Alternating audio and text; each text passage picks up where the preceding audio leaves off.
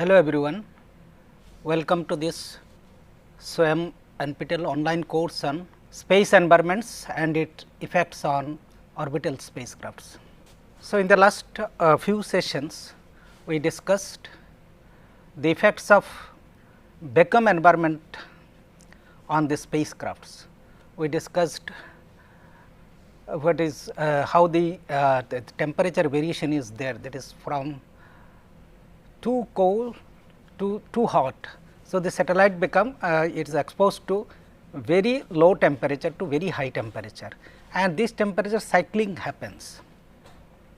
Then we have seen the effect of, because of the vacuum environment, there is no shielding to the spacecraft and spacecrafts are exposed to the harmful radiations.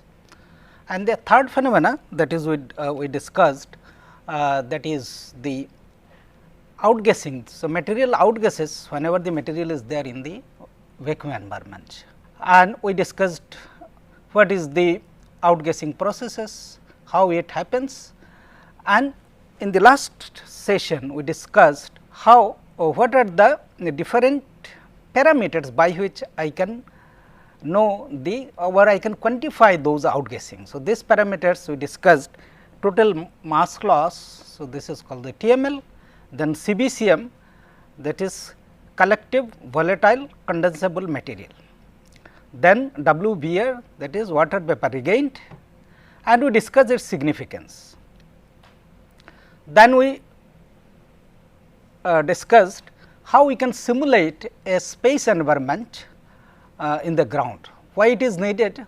Because before we launch the satellite or we inject the satellite into the orbit, we should know how the satellite performs in the harsh this temperature cycling, very cold to very high temperature.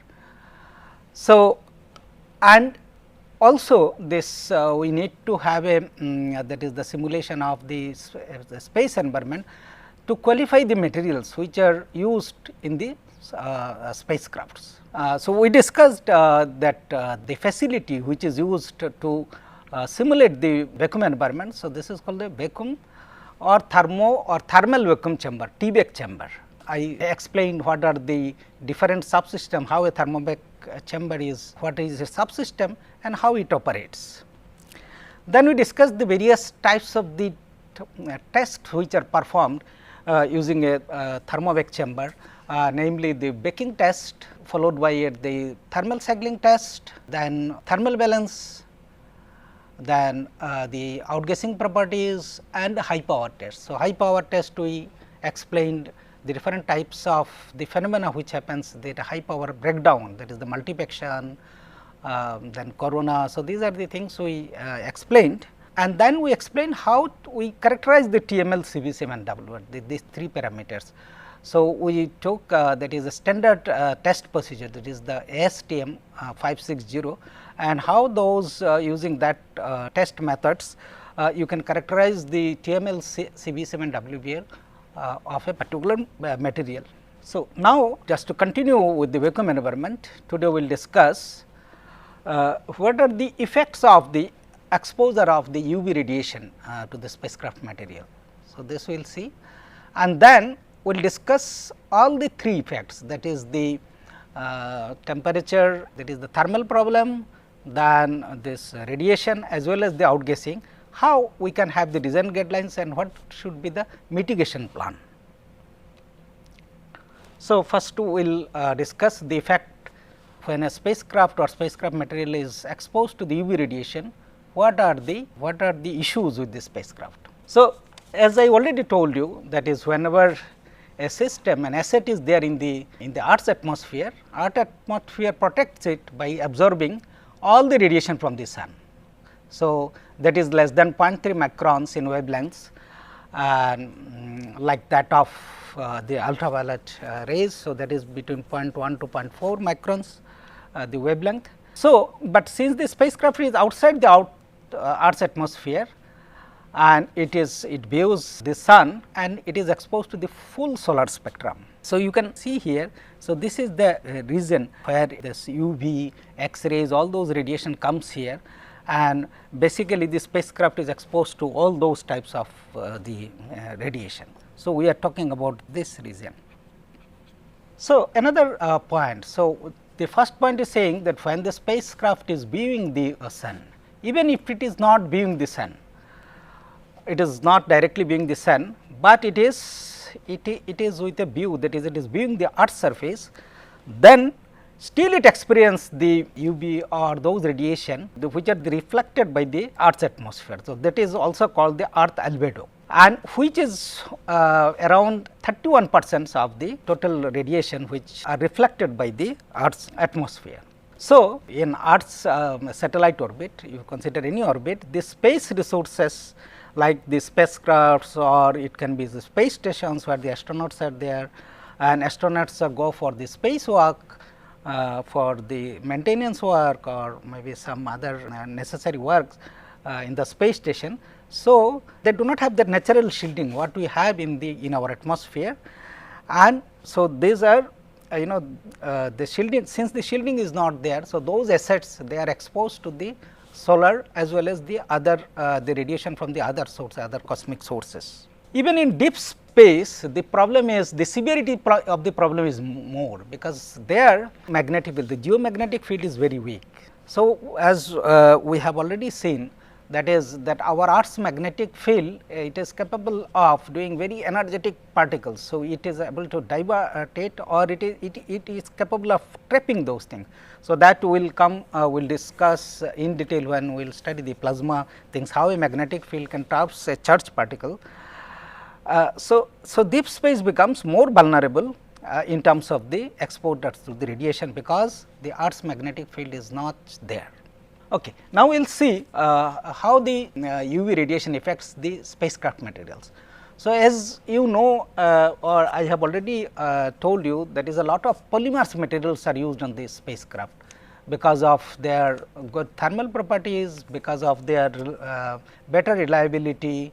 So, there are many good properties of the polymer materials which makes them their very this usefulness as a spacecraft material. But those polymers have some, generally those like the CFRP, this is made from the resins and then CFRP cloths, and they used those bonding materials, they use a lot of this organic the materials which are capable of absorbing the UV light, and which can lead to photochemical reactions. So, this photochemical reaction will come next, what the photochemical reaction does. Additionally, there can be impurities in those materials like bonding material, or in those polymer materials itself.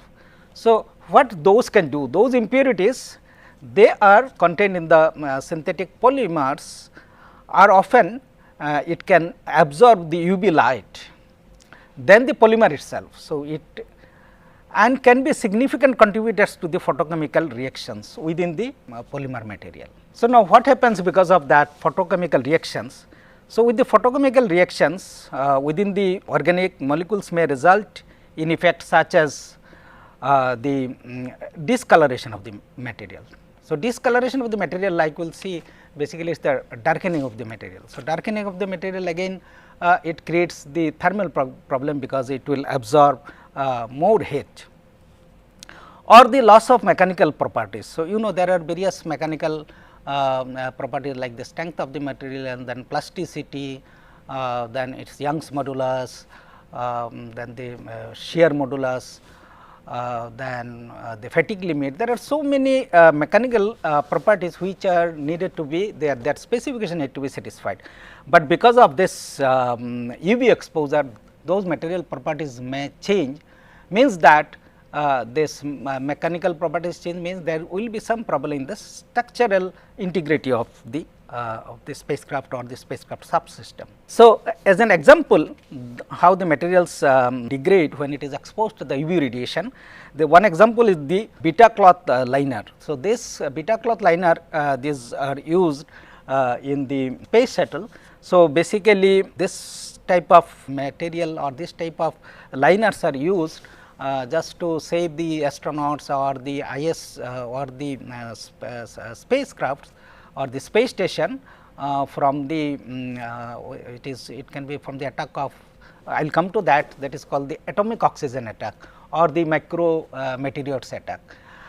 So, what happens because of the UV radiation, that the outer layer of those materials that gets degraded. So, it has been seen that but whenever this that materials got darkened, so the color of the material gets changed. Okay. So, what are the important considerations for the UV durability of the polymer in space? These are the wavelengths required to cause degradation and the depth of degradation and its synergistic effects with other environmental factors. So, other environmental factors will come like the atomic oxygen attack. So, both the things in the synergy can affect the material. So, that will come when we will discuss this atomic oxygen attack. We will clarify this point more. So, here the wavelength requirement, because the energy, I can express the energy as this is h nu, where nu is the frequency. So, I can write it h c by lambda, where c is the velocity of light and the lambda is the wavelength.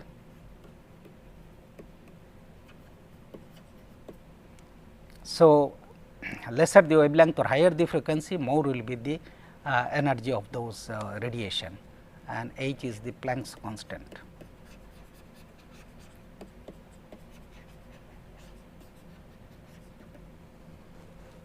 Okay.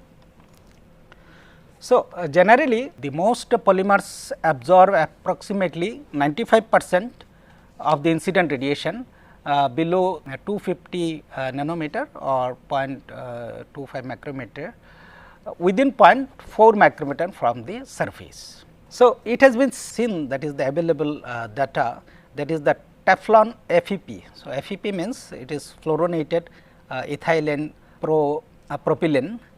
So, this is an exception. So, what happens, this type of material that is the Teflon FEP, it absorbs very less, that is the UV radiation, and it transmits significantly the ultraviolet radiation through micrometers. So, it can even without any absorption, it can pass in 1 micrometers, several micrometers in depth. So, for polymer films whose thickness is significantly greater than the UV attenuation depth. So, attenuation depth means whenever this material, the UV is exposed to the material, so it will be absorbed, and finally, after a certain depth, that whatever the energy is incident, it will be attenuated fully. So, that is called the attenuation depth. So, when the polymer films whose thickness is significantly greater than the UV attenuation depth, what happens?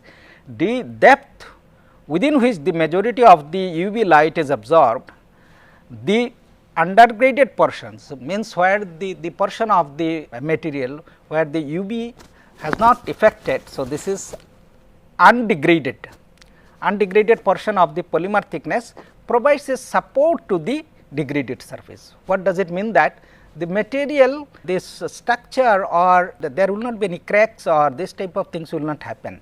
So, the portion which is not degraded, it will act like a support for the which has been degraded.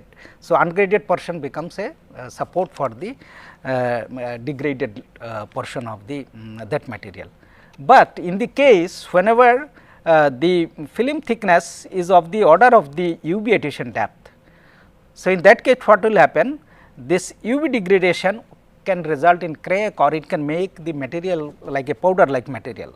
So, the thickness of the material is also very significant. Okay. So, the glass and the ceramic materials that have been observed that it undergo this ultraviolet radiation induced darkening, also referred to as solarization. So, this UV light interactions in glass and ceramic materials can cause formation of electrons or holes which are trapped in various defects. So, we will see what are the problem of this type of trapped electrons and holes. So, what happens? Some of these trapped species, they will absorb light in specific wavelength ranges, and these are referred to as the color centers. So, it has been found that the many factors have been found to affect this UV darkening, and this include the purity of the material, particle shape and size, surface chemistry and thermal history. UV darkening is very detrimental to spacecraft material such as white paint coatings and solar cell cover glass. So, white paint coatings, these are used as a thermal, it is used as a under the thermal control system. So, as for example, there may be some subsystems where we cannot put this multilayer insulation MLI directly. So, there this type of white paints are used to radiate the to reflect the heat. So, white paint, what is this emissivity is very high, absorptivity is less, but whenever it is exposed to the solar that is the UV radiation. So, because of that the darkening, so it will lose its those this emissivity properties, what that is, it is the high emissivity properties it will lose, and what does it mean that this white paint will no longer work as a thermal control protecting paints. Similarly, for the solar cover glass, so these are also put for if it is the UV exposure is there to those solar cells. So, what happens, the life of those solar cells that gets shortened. So, what does it mean that the efficiency of those solar cells also will get reduced when it is exposed to the solar cell, and when this coating whatever is there on the solar cell cover gets their material properties, because there also the thermal management is needed for the solar cells also. So, now this is till now we are discussing the effects of three types of the issues in the vacuum environment, namely we have seen the temperature changes, second we have seen the radiation exposure and the outgassing.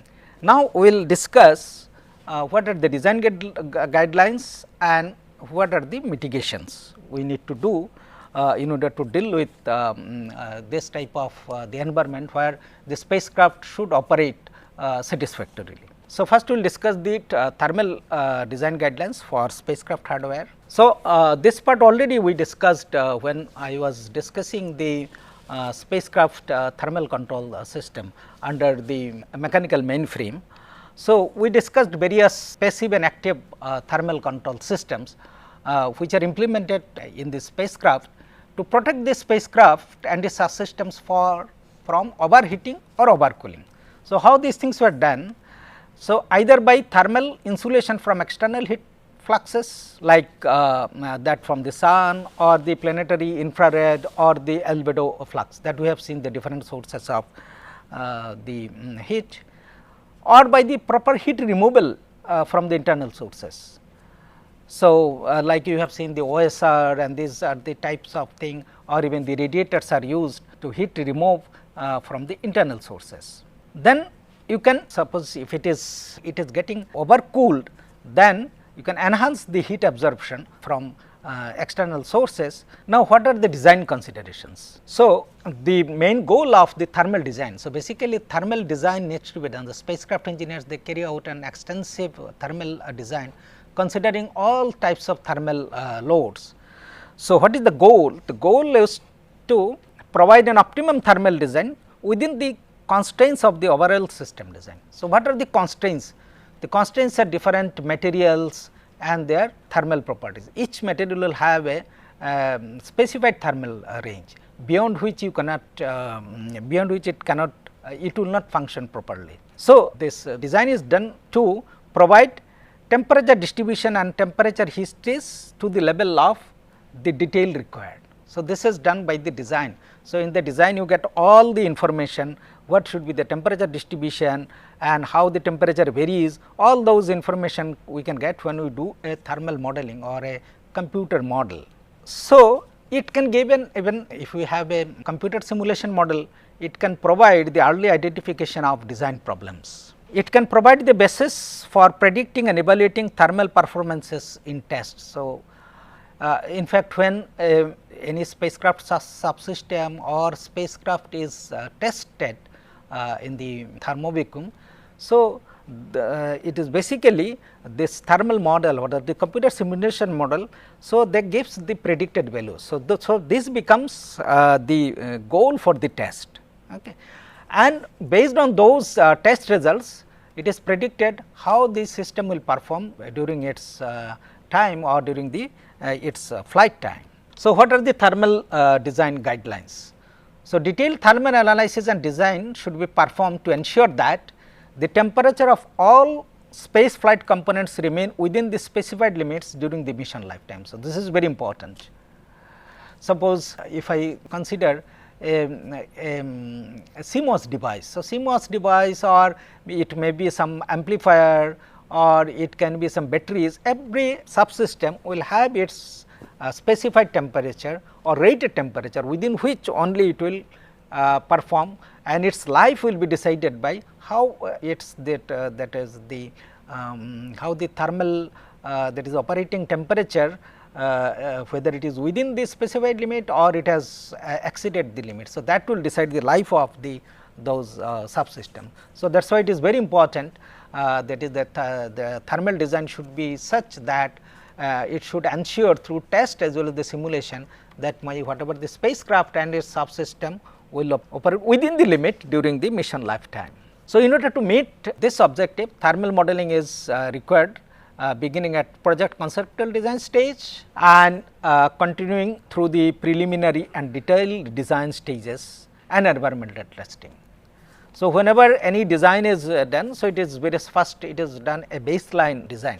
So, then once the baseline design, then it goes through the preliminary and the detailed design stages, and at the same time the hardwares like the thermal and the structural models are made, and they are tested based on those simulation models, whatever the prediction of the simulation models. And then in this way, based on the test results, sometimes the models are modified, or this incorporation of the thermal design is changed, so that the goal is achieved. So, the test verified models should be based on to predict temperatures for the launch phase and for the mission operations.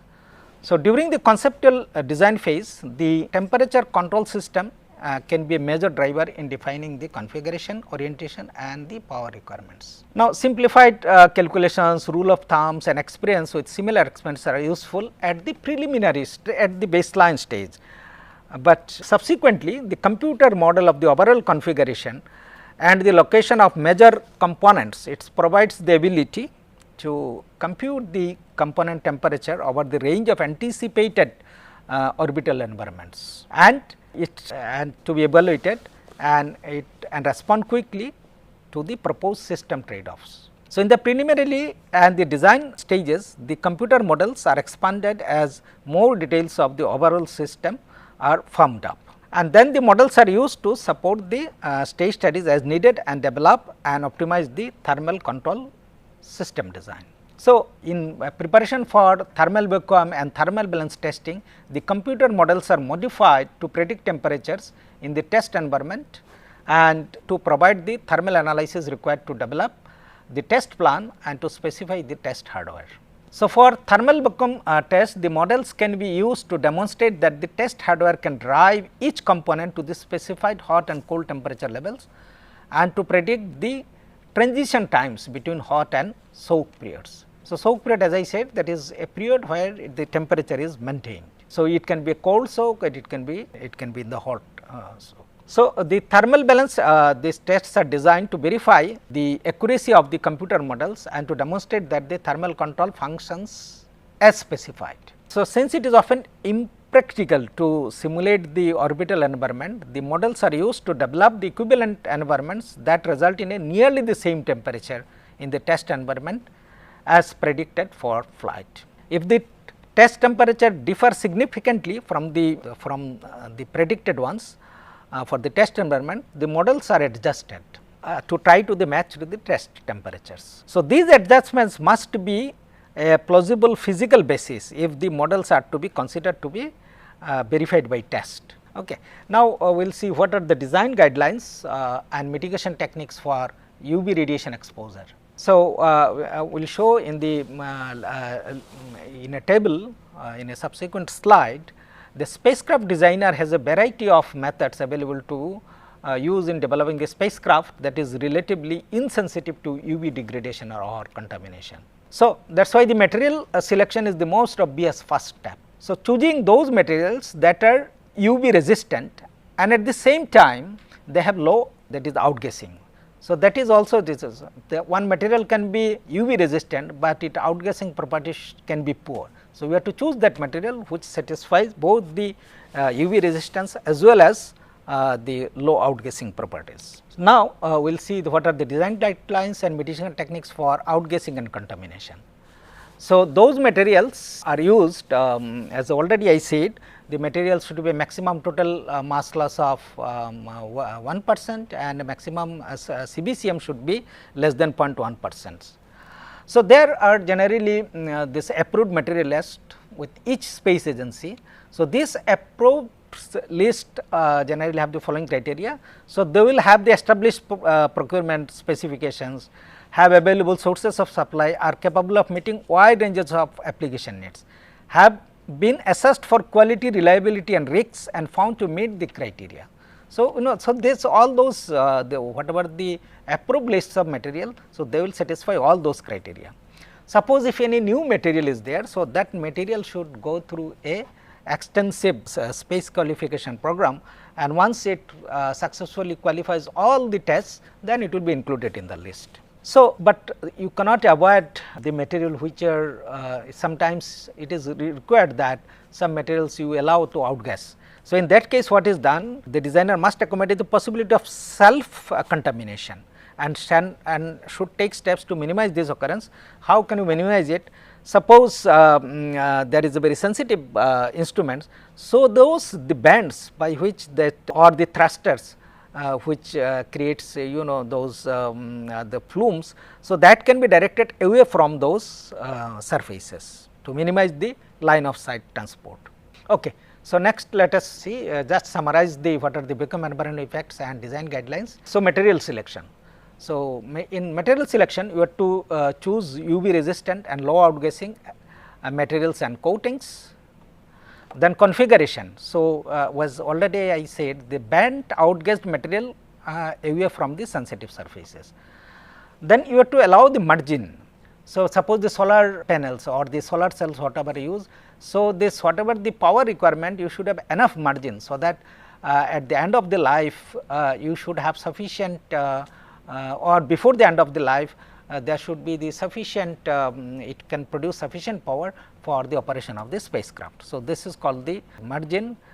Then materials pre-treatment. So, generally the materials are pre-treated like doing the baking and all this thing before it is integrated with the spacecraft and put into the vehicle.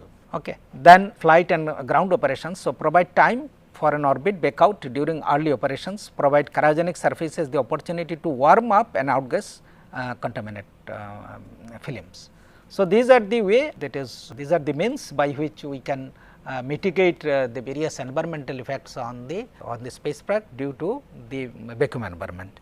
So, with this I am concluding here. Thank you very much.